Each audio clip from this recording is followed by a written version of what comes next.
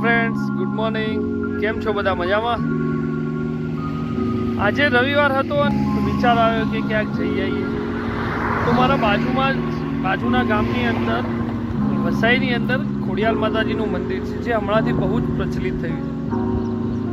તો મને એમ થયું કે લાવો ચલો દર્શન કરી આવીએ. ત્યાંની માન્યતા એવી છે કે જો તમે દર્શન કરવા જાઓ છો તો ખોડિયાલ માતાજીના મંદિરે જઈને દર્શન કરીને જે પણ મનથી માગો છો એ પૂરું થાય છે. અને ત્યાં ઘણી પબ્લિક હોય છે. તો આજે મને પણ એમ થયું કે ચલો આજે જઈ આવીએ, દર્શન કરી આવીએ. તો આજે હું નીકળ્યો છું દર્શન કરવા, અને સાથે સાથે મને વિચાર આવ્યો કે તમને લોકોને પણ બતાવું. તો ચલો આજે આપણે જઈએ અને દર્શન કરીએ, અને ત્યાં જઈને પછી જોઈએ કે ત્યાંની શું વિશેષતા છે. તો મળીએ આપણે મંદિરે.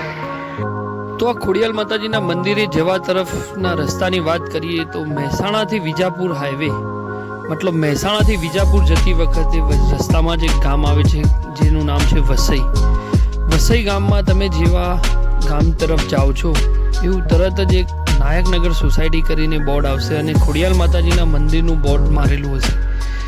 એ જ નાયકનગર સોસાયટીની અંદર આ ખોડિયાલ માતાજીનું મંદિર આવ્યું છે, અને નાયક પરિવાર દ્વારા એની પૂજા કરવામાં આવે છે. અત્યારે આપણે આવી ગયા છે, પહોંચી ગયા છે ખોડિયાલ માતાજીના મંદિરે. હું તમને હવે અંદરથી ખોડિયાલ માતાજીના મંદિરના દર્શન કરાવું. તો મિત્રો, આ છે ખોડિયાલ માતાજીનું મંદિર કે જ્યાં આપણે દર્શન કરવા આવ્યા છીએ.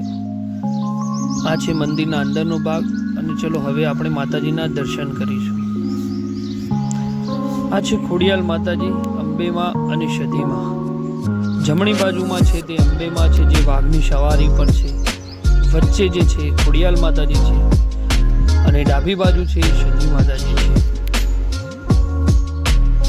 માતાજીના ગર્ભગૃહના બહારની વાત કરીએ તો જમણી બાજુની અંદર ગણપતિ દાદા બિરાજમાન છે. તમે જોઈ શકો છો કેટલી સુંદર મૂર્તિ છે ગણપતિ દાદાની. અને ડાબી બાજુની વાત કરીએ તો ડાબી બાજુની અંદર ભૈરવ દાદા બિરાજમાન છે.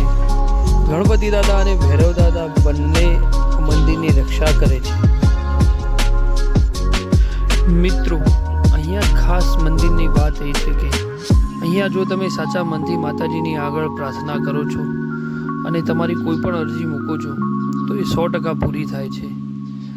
કારણ કે આ ખોડિયાલ માતાજી અંબેમાં અને સધીમાં સાક્ષાત દેવી છે, અને સાચેમાં ઘણા એવા ભક્તો છે કે જેમની મનોકામના માતાજીએ પૂરી કરી છે.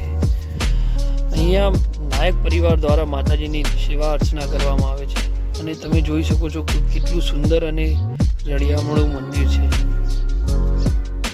તો ફ્રેન્ડ્સ, આપણે દર્શન કરી લીધા છે માતાજીના, અને તમે પાછળ જોઈ શકો છો કે માતાજીના દરવાજા પણ બંધ થઈ ગયા છે.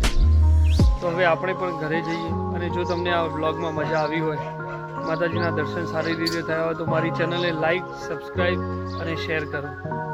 જય ખોડિયાર.